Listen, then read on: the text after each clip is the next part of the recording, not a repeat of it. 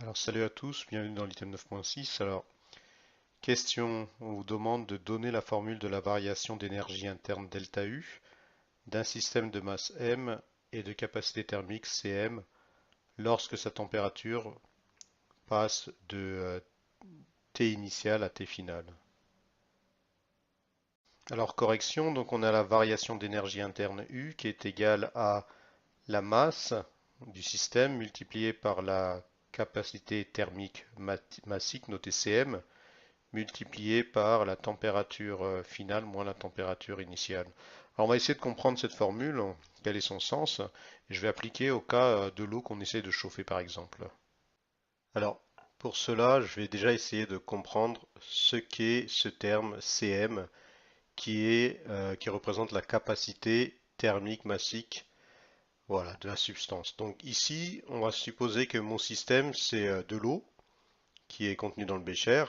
Et la capacité thermique massique pour l'eau pure, c'est 4185 joules par Kelvin par kilogramme. Alors vous devez savoir que le Kelvin, c'est l'unité qu'on utilise le plus souvent en physique pour la température.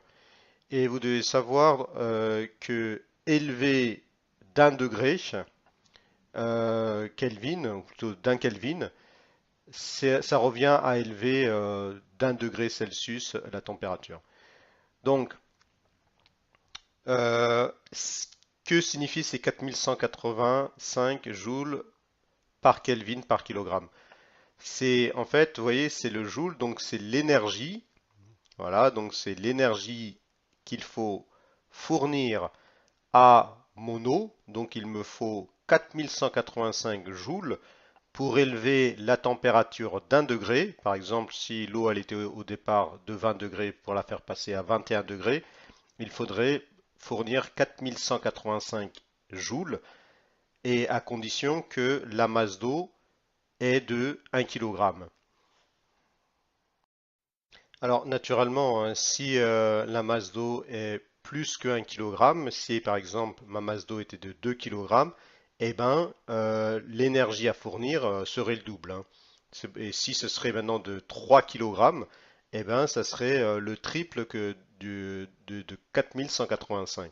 Donc voilà pourquoi cette énergie interne, elle est proportionnelle à la masse. Plus la masse à chauffer est grande, plus il faudra fournir de l'énergie. Et également, cette énergie à fournir dépend également de la température finale et de la température initiale. Ça veut dire que plus l'écart, par exemple, si naturellement, si je veux faire passer de 20 degrés à 60 degrés, c'est-à-dire si on veut augmenter de 40 degrés la température de l'eau, donc il faudra fournir plus d'énergie, donc plus d'énergie interne delta U, que si on voulait l'élever par exemple de 20 degrés à 40 degrés. Voilà pourquoi ça dépend de cette différence-là. Voilà, donc cette formule, faut la comprendre. Alors on peut la retrouver justement en regardant les unités voilà, de la capacité thermique massique. Alors je rappelle rapidement que l'énergie interne, comme toute énergie, s'exprime en joules.